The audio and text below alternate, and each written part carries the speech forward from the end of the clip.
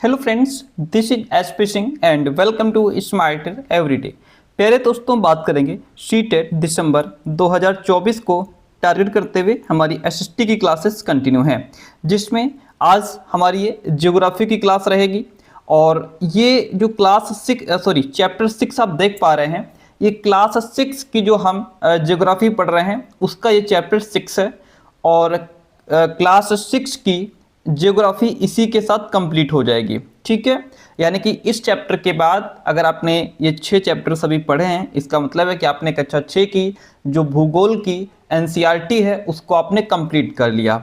इसके बाद क्लास 7 की जो ज्योग्राफी है उसको हम लोग शुरू करेंगे। तो ये लास्ट चैप्टर है क्लास 6 का, हमारा देश भारत। इसको हम लोग आज जानेंगे, समझेंगे। यहाँ से जो इंपॉर्टेंट क्वेश्चंस पूछे गए हैं 2023-24 में, उन क्वेश्चंस को लास्ट में डिस्कस कर लेंगे। इससे क्या होता है कि आपका साथ में रिवीजन हो जाता है, आप ये समझ पाते हैं कि इस चैप्टर से किस तरीके से क्वेश्चंस पूछे जाएंगे। बहुत इंपॉर्टेंट चैप्टर, बहुत इंपॉर्टेंट क्लास। आइए शुरू करते हैं, एक एक पॉइंट को समझते हुए चलेंगे। ठीक है, और सभी वीडियोस को अगर आप साथ में ही देखते रहते हैं, जैसे जैसे क्लास आती रहती है आप देखते रहते हैं, तो इससे आप पर जो बर्डन है वो कम हो जाता है। आपको बाद में रिवीजन का टाइम मिलेगा। लेकिन यदि आप सोचते हैं कि हम बाद में इकट्ठे ही पढ़ लेंगे तो ये पॉसिबल नहीं होगा। देखिए, भारत एक बहुत बड़े भौगोलिक विस्तार वाला देश है। भारत का जो भौगोलिक विस्तार है बहुत है। उत्तर में यह हिमालय के ऊंचे शिखरों से घिरा हुआ है। उत्तर में क्या है? उत्तर में हिमालय के ऊंचे ऊंचे शिखर हैं, यानी कि हिमालय है।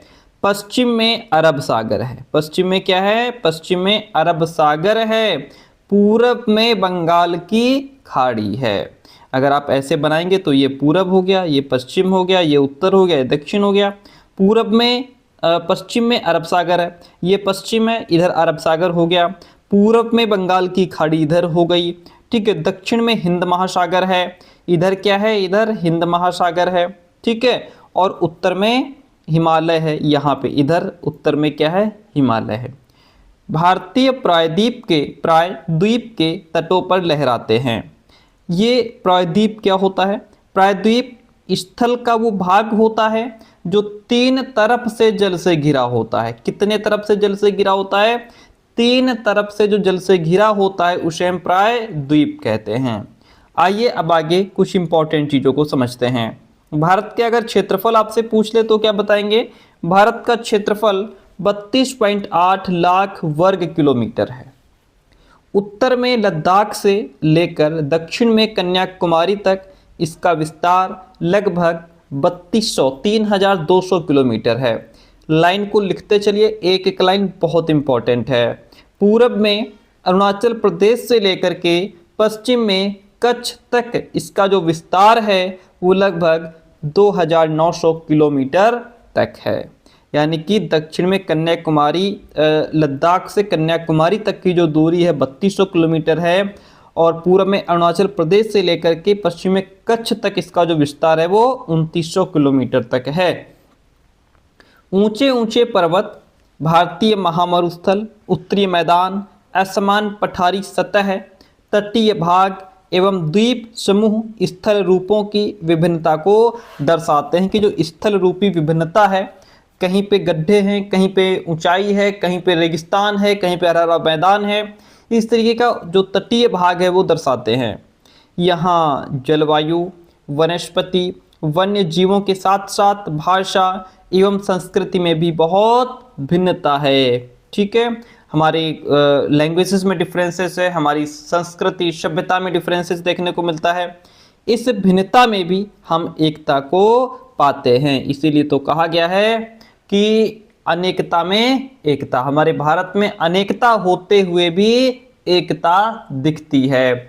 हम लोग भाषा के आधार पर, क्षेत्र के आधार पर, सभ्यता संस्कृति के आधार पर, ठीक है, पहनावे के आधार पर क्या हैं? भिन्न भिन्न हैं। लेकिन अगर एकता की बात आती है तो हम सब भारतीय हैं।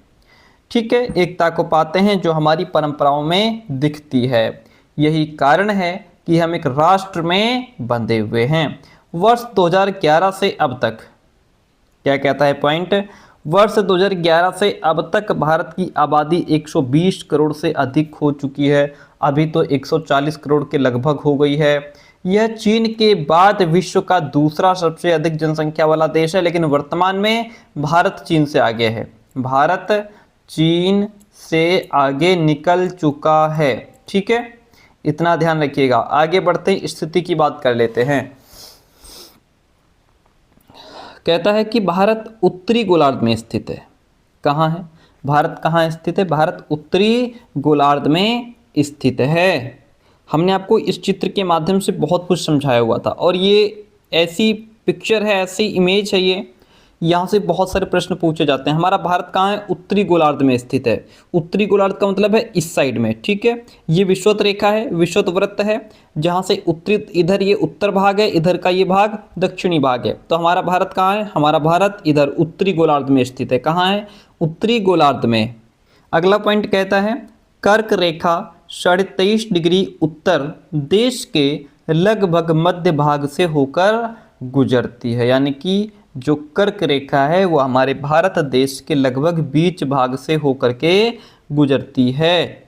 यहाँ पे देखते हैं, देखिए ये रही कर्क रेखा। ठीक है, हमारा भारत कहाँ है? इस उत्तरी गोलार्ध में स्थित है। तो ये जो कर्क रेखा है वो लगभग हमारे भारत के देश के मध्य भाग से होकर के गुजर रही है ना। पॉइंट यही लिखा है। ठीक है, कि जो कर्क रेखा है वो 23.5 डिग्री उत्तर देश के लगभग मध्य भाग से होकर के गुजरती है। इतनी बात क्लियर है। अगला पॉइंट कहता है दक्षिण से उत्तर की ओर भारत की मुख्य भूमि का विस्तार 8 डिग्री 4 मिनट उत्तर तथा 37 डिग्री 6 मिनट उत्तर अक्षांशों के बीच में है। पश्चिम से लेकर पूर्व तक भारत का विस्तार 68 डिग्री पूर्व तथा 97 डिग्री 25 मिनट पूर्व देशांतरों के बीच में है। अगर हम विश्व को पूर्वी एवं पश्चिमी गोलार्ध में बांटते हैं तो भारत की स्थिति किस गोलार्ध में होगी, ये आपको यहाँ पे जानना है, समझना है, बताना है। बहुत बड़े देशांतरीय विस्तार लगभग 29 डिग्री के कारण यहाँ के दो छोर पर स्थित स्थानों के स्थानीय समय में बहुत अधिक अंतर हो सकता था। इस तरह की दूरी पर स्थित दो स्थानों के बीच के समय का अंतर लगभग कितना हो जाएगा? 2 घंटे का हो जाएगा। कितना? 2 घंटे का।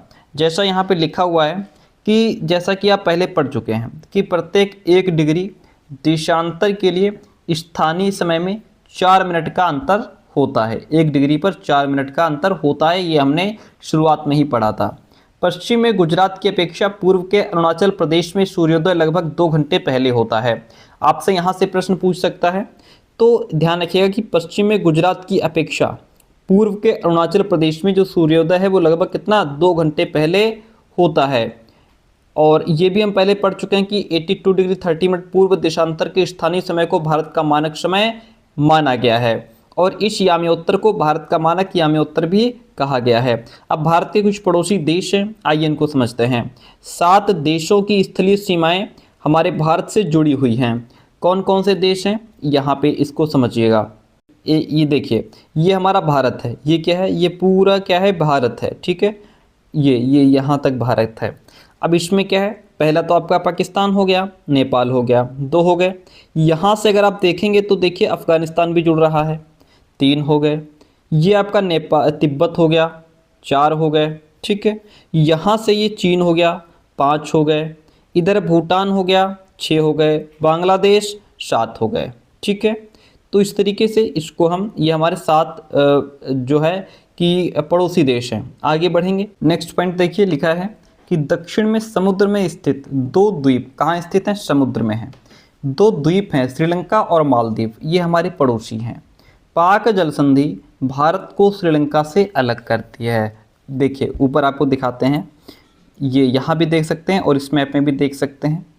ये भारत है, ये श्रीलंका है। श्रीलंका कहाँ स्थित है? समुद्र में स्थित है। ठीक है, श्रीलंका और मालदीव, ये रहा मालदीव। ठीक है, ये क्या है? ये हमारे पड़ोसी हैं। ठीक है, 2 द्वीप हैं। और अगर आपसे पूछ ले कि भारत और श्रीलंका के बीच जो संधि है वो स्थल संधि है या जल संधि है, तो ये प्यारे दोस्तों जल संधि है। जब नाम आपसे पूछेगा कि इस जल संधि का नाम क्या है, तो इस जल संधि का नाम पाक जल संधि है।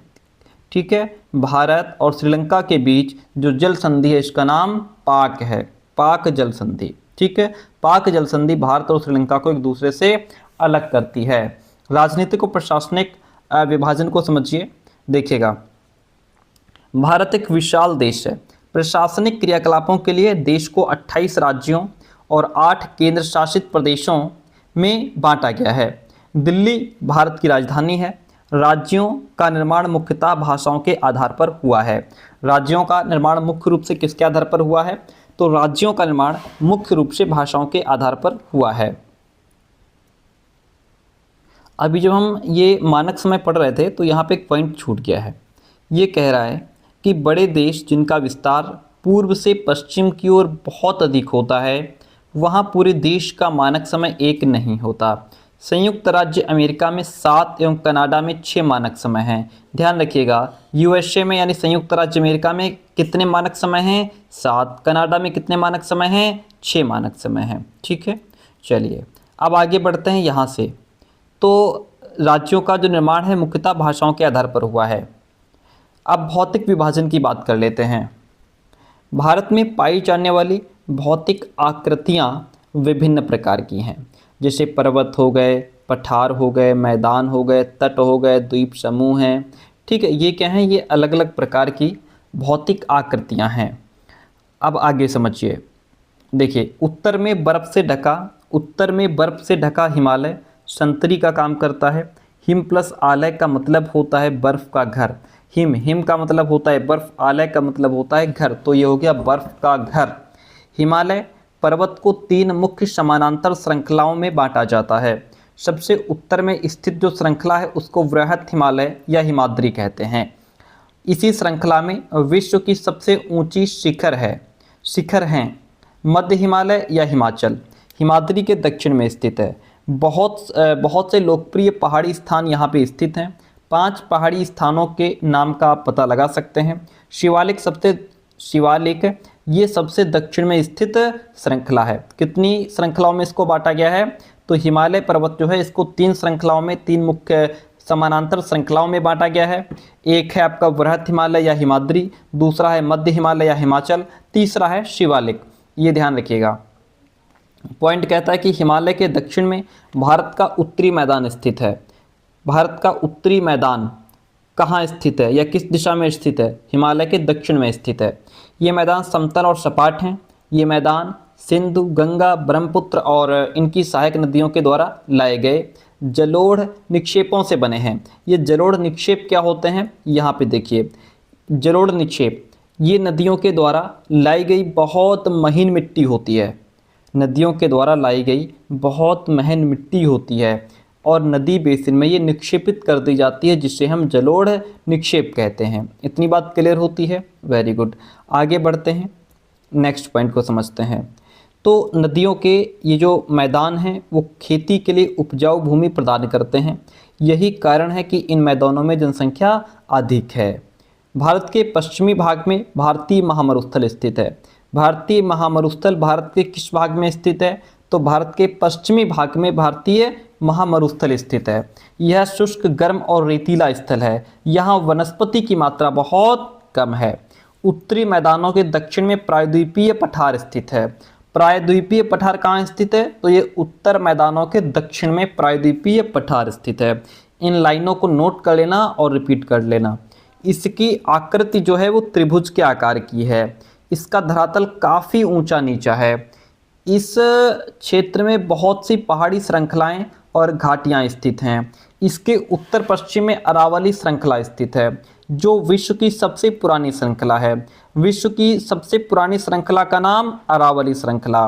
विंध्य एवं सतपुड़ा भी महत्वपूर्ण श्रृंखलाएं हैं। इन श्रृंखलाओं से होकर नर्मदा और तापी नदियां बहती हैं। किन श्रृंखलाओं से होकर? तो विंध्य और सतपुड़ा जो श्रृंखलाएं हैं, यहाँ से इन श्रृंखलाओं से होकर नर्मदा और तापी नदियां बहती हैं। ये पश्चिम की तरफ बहने वाली नदियां हैं जो अरब सागर में गिरती हैं। इस पठार के पश्चिम में पश्चिमी घाट या सह्याद्री और पूर्वी घाट पर स्थित है। पश्चिमी घाट का विस्तार एक समान रूप में है। पश्चिमी घाट का जो विस्तार है वो एक समान रूप में है, जबकि पूर्वी घाट बीच बीच में टूटा हुआ और असमान है। मैं आपको दिखा देता हूँ पश्चिमी घाट का विस्तार एक समान कैसे है और पूर्वी घाट टूटा हुआ कैसे है। यहाँ पे देखिए मैप में, ये रहा, ये है पश्चिमी घाट। ये पश्चिमी घाट यहाँ पे देखिए बिल्कुल एक समान तरीके से आया है यहाँ तक, ठीक है। यहाँ पे थोड़ा सा इसमें क्रैक है और फिर आगे समान है, जबकि ये जो पूर्वी घाट है ये यहाँ से इतना है, फिर टूटा है, फिर आगे बढ़ा है, तो ये टूटा हुआ है और ये एक समान है। जो पूर्वी घाट है वो बीच बीच में टूटा है, पश्चिमी घाट एक समान है। यही पॉइंट यहाँ पे बात कर रहा है। चलिए इतनी बात क्लियर हो गई, ठीक है। पूर्वी घाट टूटा हुआ और असमान है। इन पठारों में खनिजों जैसे कोयला एवं लौह अयस्क की प्रचुरता है। पश्चिमी घाट के पश्चिम में और पूर्वी घाट के पूर्व में तटीय मैदान स्थित हैं। पश्चिम तटीय मैदान काफ़ी संकरे हैं और पूर्वी तटीय मैदान जो हैं वो क्या हैं, अपेक्षाकृत चौड़े हैं। और वहाँ पूर्व की ओर बहने वाली कई नदियाँ हैं, जैसे महानदी, गोदावरी, कृष्णा, कावेरी, ये बंगाल की खाड़ी में गिरती हैं, ठीक है। ये नदियाँ अपने मुहाने पर उपजाऊ डेल्टा का निर्माण करती हैं। और बंगाल की खाड़ी में गंगा एवं ब्रह्मपुत्र नदियों के मुहाने पर सुंदरबन डेल्टा भी स्थित है। नदी का मुहाना क्या होता है, आइए मैं आपको एक बार बता देता हूँ नदी का मुहाना क्या होता है। देखिए यहाँ से कुछ पॉइंट्स को समझिए। एक जरूर निश्चित तो होने पढ़ लिया था। सहायक नदी क्या होती है, एक नदी या सरिता जो कि मुख्य नदी में किसी भी तरफ से आकर मिल जाए और अपने जल को मुख्य नदी में विसर्जित कर दे, उसे हम सहायक नदी कहते हैं। यानी कि एक नदी दूसरी नदी में आकर जब मिल जाती है तो उसे सहायक नदी कहा जाता है। क्या आप जानते हैं गंगा एवं ब्रह्मपुत्र नदियाँ विश्व के सबसे बड़े डेल्टा का निर्माण करती हैं।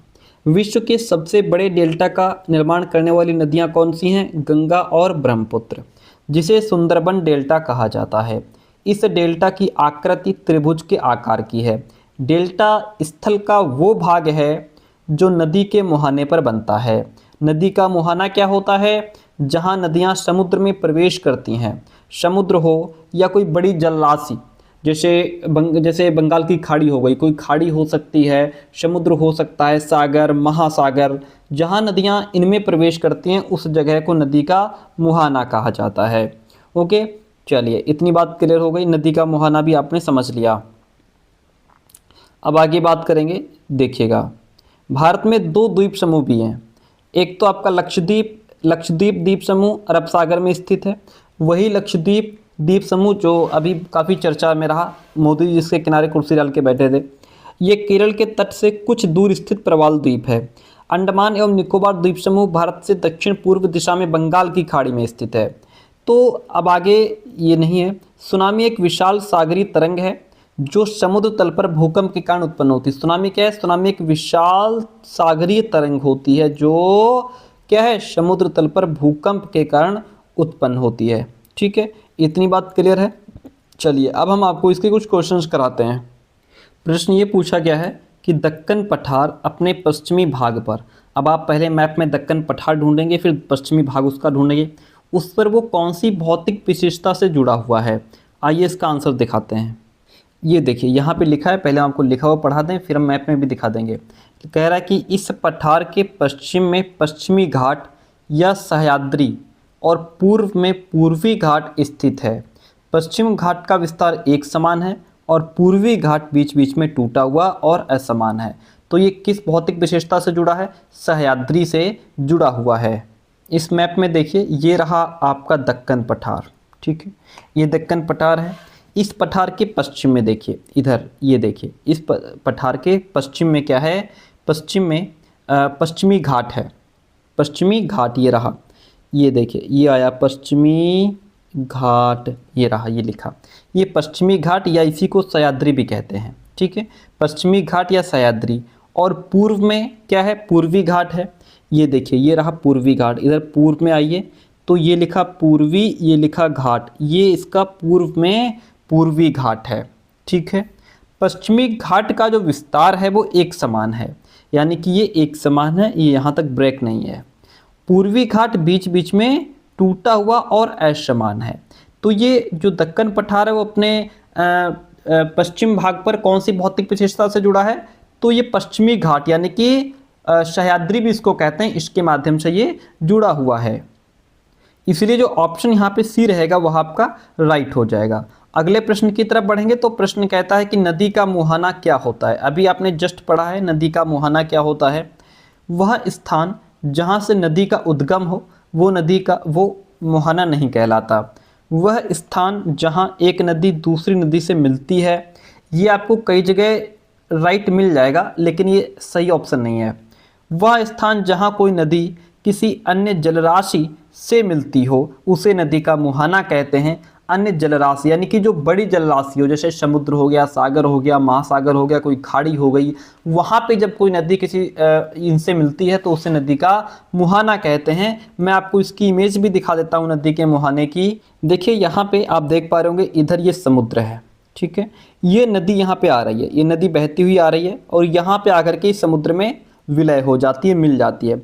तो इस नदी का ये स्थान और ये समुद्र का ये स्थान जहाँ पे ये नदी अपना जो पानी है वो इस समुद्र में यानी कि ये नदी आकर के समुद्र में गिर रही है, तो इस स्थान को नदी का मुहाना कहते हैं। क्या कहते हैं? इस स्थान को नदी का मुहाना कहते हैं, जहाँ पे नदी जो है आकर के दूसरी जलराशि में मिल जाती है, उसे नदी का मुहाना कहा जाता है। ठीक है, ये समुद्र हो सकता है, सागर हो सकता है, महासागर या खाड़ी हो सकती है। लेकिन ध्यान रखिएगा, जब नदी नदी से मिलेगी तो उसे नदी का मुहाना नहीं कहेंगे। ये है जहाँ बड़ी जलराशि में मिले, इस स्थान को हम नदी का मुहाना कहते हैं। आई बात समझ में? एक दूसरी इमेज है, यहाँ पे भी आप देख सकते हैं, ये नदी इधर से आ रही है, इधर से ये समुद्र का पानी है, यहाँ पे आकर के नदी समुद्र में मिल रही है। ये वाला जो स्थान यहाँ पे रहेगा इनका, ये वाला, ये नदी का मुहाना कहलाता है। प्रश्न कहता है निम्न में से किन राज्यों का तट अरब सागर पर है? देखिए ध्यान दीजिए, ओडिशा और आंध्र प्रदेश, तमिलनाडु और कर्नाटक, ये हमें मैप में देखने पड़ेंगे किस किस राज्य के तट पर अरब सागर है। ठीक है, केरल और तमिलनाडु, कर्नाटक और केरल। आइए एक एक को हम मैप में देख लेते हैं। देखिए पहला ऑप्शन था हमारा उड़ीसा, तो देखते हैं उड़ीसा कहाँ स्थित है। ये है उड़ीसा, ठीक है। उड़ीसा कहाँ पे स्थित है? ये उड़ीसा है, ये बंगाल की खाड़ी है। तो उड़ीसा की अगर हम तट की बात करें तो उड़ीसा की हिंद महासागर में बंगाल की खाड़ी, यहाँ पे देखिए नीचे ये हिंद महासागर है, हिंद महासागर में है बंगाल की खाड़ी। ओके, तो यहाँ पे उड़ीसा की हिंद महासागर में बंगाल की खाड़ी के साथ में ये 485 किलोमीटर की तटरेखा है। यानी कि ऑप्शन उड़ीसा सही नहीं होगा, क्योंकि हमसे अरब सागर पर पूछ रहा है कि अरब सागर पर कौन कौन से राज्य हैं। उड़ीसा जो है ये तो बंगाल की खाड़ी के यहाँ पे किनारे है, ठीक है, ये ऑप्शन नहीं होगा। दूसरा ऑप्शन था हमारा आंध्र प्रदेश, तो आइए देखते हैं आंध्र प्रदेश कहाँ है इसमें। यहाँ पे नीचे देखिएगा, ये भी उसी एरिया में है आंध्र प्रदेश, यानी कि आंध्र प्रदेश की जो तटरेखा है वो भी बंगाल की खाड़ी पर ही है, तो ये भी नहीं होगा हमारा। तीसरा ऑप्शन था तमिलनाडु। तमिलनाडु की अगर हम बात करें तो ये रहा तमिलनाडु। तमिलनाडु की जो तटरेखा है वो बंगाल की खाड़ी और हिंद महासागर के कोरोमंडल तट का एक हिस्सा बनाती है। जैसे यहाँ पे ये आप देख पा रहे हैं, ये हिंद महासागर है और इधर ये बंगाल की खाड़ी है, तो ये दोनों के यहाँ पे किनारे पर है कौन? तमिलनाडु, यहाँ ये रहा, ठीक है। तो तमिलनाडु की जो तटरेखा है वो बंगाल की खाड़ी और हिंद महासागर के ये जो कोरोमंडल तट है ये उसका एक हिस्सा बनाती है। तमिलनाडु भी कट गया। अब कर्नाटक की बात करेंगे। कर्नाटक कहाँ है सर? ये रहा कर्नाटक। जाहिर सी बात है, ये अरब सागर है, ये कर्नाटक है, तो ये जो है अरब सागर के तट पर ही है कर्नाटक। कर्नाटक अरब सागर के किनारे स्थित है कर्नाटक। और कौन सा दूसरा राज्य होगा? कर्नाटक के बाद दूसरा राज्य था केरल। कहाँ है केरल?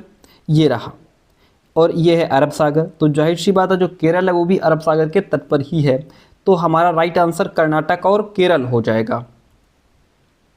इस तरीके से हमें चीज़ों को समझना होगा। कर्नाटक और केरल जो है वह राइट आंसर हो जाएगा। अगला प्रश्न, जिस स्थान पर कोई नदी किसी अन्य जलराशि में मिलती है उसे नदी का मुहाना कहते हैं। इसको अभी हम लोगों ने समझा था। आज की क्लास में सिर्फ ये 3 ही प्रश्न लिए गए हैं, क्योंकि ये सिर्फ 2023 और 24 में सिर्फ इतने ही प्रश्न इस चैप्टर के मिले हैं। देखिए किसी चैप्टर के बहुत प्रश्न मिलेंगे, किसी चैप्टर के कम प्रश्न मिलेंगे, लेकिन आपको सभी चैप्टर्स को ईमानदारी के साथ, पूरी मेहनत के साथ पढ़ना है। ओके, तो कैसी रही क्लास कमेंट करके बताइए। मिलते हैं बहुत जल्दी नेक्स्ट क्लास में।